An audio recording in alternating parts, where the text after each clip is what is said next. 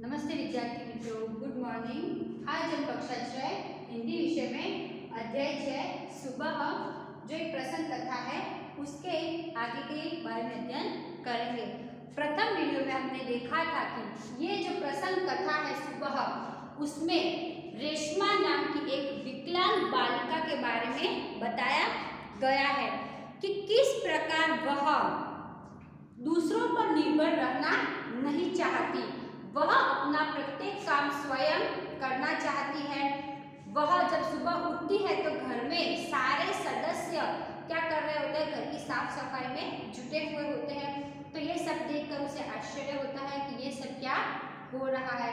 तब उसे पता चलता है कि त्योहार के दिन है और वह भी घर के कामों में अपने परिवार के लोगों की क्या करना चाहती थी, मदद करना चाहती थी।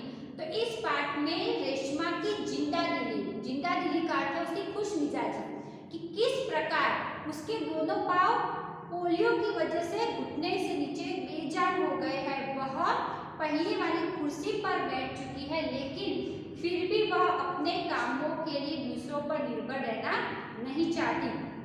कि जब वह 5 साल की थी उसे तेज बुखार था और उसके दोनों पैर है वह बेजान हो गए थे, लेकिन जैसे ही वह 11 साल की होती है उसने निश्चय कर लिया था कि अब मैं अपना काम स्वयं करूंगी, दूसरों को परेशान नहीं करूंगी अथवा दूसरों पर निर्भर नहीं रहूंगी। हमने यहाँ तक देखा था। अब आज हम इस पाठ को आगे देखेंगे कि किस प्रकार रेशमा है वह अपना कार्य करती है। परिवार के सभी सदस्य, पिताजी, छोटा भाई गोलू, दादी जी, दादाजी सभी उसे बहुत प्यार करते हैं। वह सबकी आंखों का तारा है। अब परिवार में जितने भी सदस्य हैं सभी सदस्य उसे क्या करते थे, प्रेम करते थे। आंखों का तारा होना ये मुहावरा है, अर्थात सबका बहुत प्यारा होना। माँ ने रसोई घर में सारे बर्तन, डिब्बे, बोतलें नीचे उतारकर साफ कर दिए थे। उन्होंने रेशमा को आवाज दी, रेशु, अगर तुमने नाश्ता कर लिया हो तो काम में मेरा हाथ बटाओ। फिर क्या किया, माँ ने रेशमा को आवाज दी। आवाज देने का अर्थ है रेशमा को बुलाया और क्या कहा कि यदि तुमने नाश्ता कर लिया हो तो अब घर के काम में मेरा हाथ बटाओ, अर्थात घर का काम करने के लिए मेरी सहायता करो। हाँ माँ, मैंने नाश्ता कर लिया। दूध का मेवे वाला दलिया बहुत अच्छा बना है। माँ, मैं हाथ धोकर अभी आती हूँ। रेशमा अपनी कुर्सी को धकेलते हुए रसोई घर में पहुंची। रेशमा माँ को बर्तन, डिब्बों पर लेबल लगा कर पकड़ाती गई और माँ उन्हें व्यवस्थित ढंग से सजाती गई। रसोई घर फिर से चमचमाने लगा। अब रेशमा है वो माँ से क्या कहती है कि मैंने नाश्ता कर लिया और माँ ने रेशमा के लिए नाश्ते में क्या बनाया था, दलिया। दलिए का अर्थ क्या होता है, जो गेहूं होते हैं उस गेहूं को 2 टुकड़ों में हम क्या करते हैं, विभाजित करते हैं। उससे क्या बनता है, जो गेहूं का दलिया बनता है। उसे दूध में डालकर उसमें मेवे वगैरह डालकर उसकी माँ ने उसको खाने के लिए दिया था। अब रेशमा है नाश्ता करने के बाद अपनी कुर्सी को धकेलते हुए कहाँ पहुँच जाती है, रसोई घर में पहुँच जाती है और वहाँ पर जितने भी बर्तन थे उन पर और डिब्बों पर लेबल लगा कर अपनी माँ को देती गई और माँ व्यवस्थित ढंग से ये सब कुछ रखती गई। जो रसोई घर था वह फिर से चमकने लगा। पिताजी दफ्तर चले गए। माँ को लड्डू बनाने के लिए कुछ जरूरी सामान चाहिए था। गोलू तो बहुत छोटा है, दादी जी दादाजी बहुत बुजुर्ग हैं। अब सामान लाए कौन, माँ परेशान थी। रेशमा ने कहा सामान मैं ले आऊंगी। अब देखो पिताजी कहाँ चले गए, दफ्तर। दफ्तर का अर्थ है ऑफिस, जहाँ पर उनके पिताजी जाते थे। अब माँ है वो दिवाली के दिन थे तो क्या बना रही थी, लड्डू बना रही थी और लड्डू बनाने के लिए क्या चाहिए था, कुछ जरूरी सामान चाहिए था। तो अब वो सामान लेने के लिए बाजार कौन जाए, गोलू है वह छोटा था और दादाजी दादी जी थे वो क्या थे, बुजुर्ग थे। बुजुर्ग का अर्थ होता है बड़े बूढ़े। तो अब सामान लेने कौन जाए, इस बात से माँ क्या थी, परेशान थी। तो रेशमा ने क्या कहा कि माँ सामान मैं ले आऊंगी, बस आप मुझे सामान की लिस्ट और एक थैला दे दीजिए। तुम ले आओगी अकेली? माँ ने पूछा। हाँ माँ, एक बार पहले भी तो लाई थी। रेशमा की आवाज में दृढ़ता थी। अब रेशमा है अपनी माँ से क्या कहती है कि आप मुझे एक लिस्ट दे दीजिए। लिस्ट का अर्थ क्या है? सामान की सूची। लिस्ट है वो अंग्रेजी शब्द है अर्थात सूची। और किसकी सूची? जो सामान खरीदना है उसकी एक मुझे सूची दे दीजिए जिसमें सब कुछ लिखा हो कि क्या क्या लाना है, और एक थैला दे दीजिए जिसमें मैं सामान रख सकूं। तब माँ ने पूछा कि क्या तुम सामान लेने के लिए जा सकोगी? तो रेशमा ने बहुत ही हिम्मत से कह दिया कि एक बार तो गई थी, इस बार और लेकर आऊंगी। तो ठीक है, तुम ही ले आओ, लेकिन ध्यान से जाना, सारा सामान नुक्कड़ वाली दुकान से ही मिल जाएगा। अब देखो माँ ने क्या कहा कि अच्छा तुम्हें लेने के लिए जाना है तो तुम सामान लेने के लिए जा सकती हो, लेकिन एक ध्यान रखना कि एक तो तुम ध्यान से जाना और दूसरा जितना भी सारा सामान है वो तुम्हें कहाँ से लाना है? नुक्कड़ वाली दुकान। नुक्कड़ अर्थात गली के नाके की जो दुकान है वहां से लाना है, वही तुम्हें सारा सामान मिल जाएगा। थोड़ी देर बाद रेशमा सारा सामान लेकर लौटी। उसने गोलू को आवाज दी, गोलू ये लो तुम्हारे लिए टॉफी लाई हूँ। रेशमा है वो दुकान से सारा सामान लेकर आती है और सामान लाने के बाद गोलू को क्या देती है? आवाज देती है कि मैं तुम्हारे लिए क्या लाई हूँ? टॉफी लाई हूँ, अर्थात चॉकलेट लेकर आई हूँ। गोलू टॉफी पाकर खुशी से उछलने लगा। कुछ ही दिन बीते थे। एक दिन शाम को रेशमा का घर दियों से झिलमिल प्रकाश से जगमगाने लगा। पूरा मोहल्ला जगमगा रहा था, जहाँ रोशनी ही रोशनी थी। क्या जमीन क्या आसमान। दादी जी ने बताया कि दीपावली अंधेरे पर उजाले की जीत का त्योहार है। बुराई पर अच्छाई और असत्य पर सत्य की सदा जीत होती है। अब थोड़े ही दिन के बाद क्या देखते हैं कि उनका घर है वो दियों से क्या कर रहा था? झिलमिला रहा था, अर्थात चमक रहा था। दियों से क्या था? सभी जगह पर प्रकाश ही प्रकाश था। और उनका घर ही नहीं, पूरा मोहल्ला अर्थात जहाँ वे रह रहे थे वह भी क्या कर रहा था? रोशनी से चमक रहा था। क्या जमीन क्या आसमान। अब ऐसा क्यों कहा क्या जमीन क्या आसमान? कि जिस प्रकार आसमान में रात के समय तारे टिमटिमाते हैं, ठीक उसी प्रकार आज प्रत्येक जगह पर क्या चमक रहे थे? दिए चमक रहे थे। तो आज की रात आसमान और धरती एक समान लग रहे थे। तो दादी ने रेशमा से क्या कहा कि ये कौन सा त्योहार है? दीपावली का त्योहार है और उजाले का अर्थ है रोशनी का त्योहार है। आज के दिन है वो बुराई पर अच्छाई की क्या हुई थी? जीत हुई थी। अर्थात ये माना जाता है कि आज ही के दिन राजा राम है उन्होंने रावण का वध करके वापस कहाँ लौटे थे? अयोध्या लौटे थे। और उनके लौटने की खुशी में क्या किया था? दीप उत्सव मनाया गया था। तो इसीलिए बुराई पर अच्छाई की जीत और असत्य पर सत्य की जीत। और ये त्योहार भी हमें यही सिखाती है। इस दिन रावण को पराजित कर राम अयोध्या लौटे थे, उसी खुशी में यह त्योहार मनाया जाता है। रेशमा और गोलू बड़े ध्यान से दादी जी की बातें सुन रहे थे। कुछ देर बाद सबने मिलकर पूजा की और प्रसाद खाया। गोलू अपने दोस्तों के साथ पटाखे छुड़ाने में मग्न हो गया। रेशमा अपने दादा दादी के साथ फुलझड़ियां जला रही थी। इतने में रेशमा ने क्या देखा?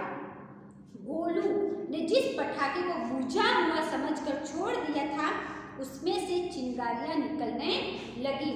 अब देखो इसमें क्या बताया है कि इस दिन राम है वह रावण को पराजित करके अयोध्या लौटे थे और उसी खुशी में यह त्योहार मनाया जाता है। रेशमा और उसका भाई जो गोलू है वह अपनी दादी जी की बात है वो बहुत ही ध्यान से सुन रहे थे। थोड़ी ही देर के बाद घर के सभी सदस्यों ने क्या की? मिलकर माँ लक्ष्मी की पूजा की और सबने मिलकर प्रसाद खाया। गोलू है वह अपने दोस्त के साथ पटाखे छुड़ाने का अर्थ होता है फोड़ने में क्या था? मग्न, मग्न का अर्थ तल्लीन था। और रेशमा भी अपने दादा दादी के साथ फुलझड़ियाँ जला रही थी। इतनी देर में रेशमा ने क्या देखा कि वह गोलू है जो पटाखा जला रहा था उसे बुझा हुआ समझ लिया, लेकिन उसमें से अभी भी क्या निकल रही थी, चिंगारियां निकल रही थी।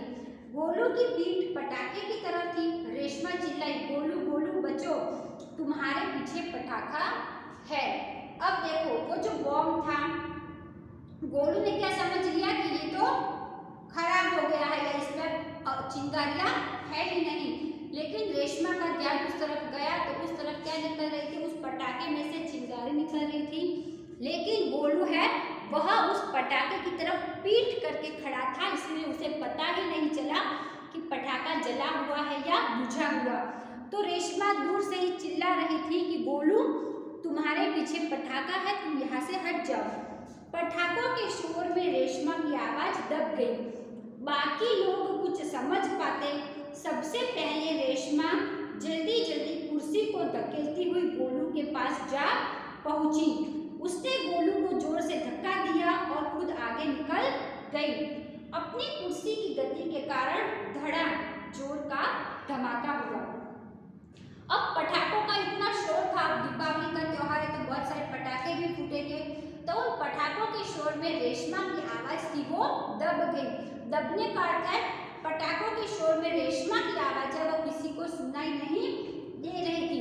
घर के बाकी के सदस्य कुछ समझ पाते उससे पहले रेशमा जिस पहली वाली कुर्सी पर बैठी थी उसे क्या किया, धकेलने लगी और धकेलते धकेलते गोलू को क्या कर दिया, जोर से धक्का दे दिया। और गोलू को तो धक्का दे दिया, गोलू एक तरफ गिर गया, लेकिन रेशमा की कुर्सी की गति इतनी तेज थी कि वह खुद कहाँ निकल गई, आगे निकल गई। और धड़ाम धड़ाम की आवाज क्यों आई कि रेशमा ने की फुर्ती ने गोलू को जलने से बचा लिया। गोलू को कुछ समझ न आया कि उसे धक्का किसने और क्यों दिया। अब रेशमा है उसने गोलू को तो बचा लिया, लेकिन उसकी कुर्सी की तेज गति के कारण वह क्या हो जाती है, गिर जाती है। लेकिन गोलू कुछ भी समझ नहीं पाया कि मुझे ये धक्का किसने और क्यों दिया। धमाके की आवाज सुनकर माँ पिताजी भी बाहर दौड़े चले आए। अब इतना जोर का धमाका हुआ तो माँ पिताजी जो अंदर थे वे भी दौड़कर कहाँ आ जाते हैं, बाहर आ जाते हैं। कुर्सी रेशमा के ऊपर थी और रेशमा नीचे, और जो धड़ाम की आवाज आई थी वह कौन सी थी, रेशमा के गिरने की, कि कुर्सी रेशमा के ऊपर आ चुकी थी। पिताजी ने कुर्सी सीधी की और रेशमा को उस पर बैठा दिया। माँ भयभीत थी। भयभीत का अर्थ होता है डरा हुआ।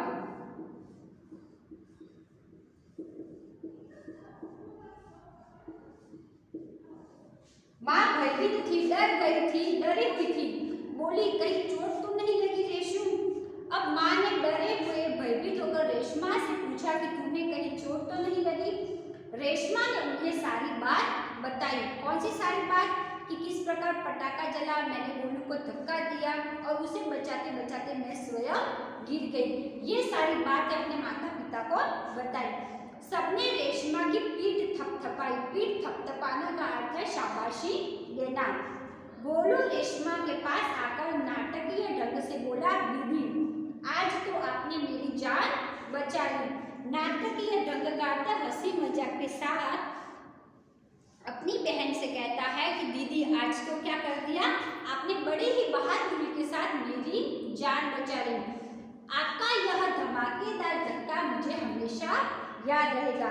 सभी लोग खिलखिलाकर हंस पड़े। अब गोलू है वह हंसते हंसते अपनी बहन से कहता है कि आपने मुझे जो ये जोर से धक्का दिया था ना, ये मैं जीवन भर नहीं भूलूंगा, मुझे हमेशा याद रहेगा।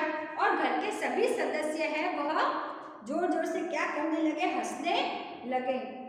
रेशमा की शारीरिक कमी उसके इरादों में कभी बाधा नहीं बनी। वह आज भी उतनी ही जिंदा दिली और परिश्रम से अपना जीवन जी रही है। अब देखो रेशमा की शारीरिक कमी, उसकी शारीरिक कमी कौन सी थी कि उसके पैर थे जो बेजान थे, वह चल फिर नहीं सकती थी। लेकिन उसकी इस कमी के कारण भी कभी उसे अपनी बाधा का अर्थ है मुश्किल नहीं बनने दिया। और ये सच्ची घटना है, इसीलिए कहा गया है कि आज भी वह उतनी ही जिंदादिली अर्थात खुश मिजाजी के साथ और परिश्रम करते मेहनत करके अपना जीवन क्या कर रही है, जी रही है। उसकी हर सुबह नई सुबह होती है, वह हर सुबह अपने काम में नए इरादे से जुट जाती है। और उसकी नई सुबह करके जब प्रातः सूर्योदय होता है ना, तब उसकी हर सुबह कैसी सुबह होती है, नई सुबह होती है और वह अपने कामों में लग जाती है और पूरे ईमानदारी से उस काम को करती है। तो इस पाठ में हमें दर्शाया गया है, अर्थात ये पाठ हमें समझाना चाहता है कि चाहे व्यक्ति में कैसी भी कमी ही क्यों ना हो, चाहे शारीरिक कमी हो, चाहे मानसिक कमी हो, लेकिन उसे कभी भी अपने जीवन में क्या नहीं माननी चाहिए, हार नहीं माननी चाहिए। जिस प्रकार रेशमा ने अपनी सूझबूझ के माध्यम से गोलू की जान बचाई और वह परिश्रम और मेहनत अभी भी कर रही है, अपने शारीरिक कमी को कभी भी अपनी मुश्किल बनने नहीं दिया।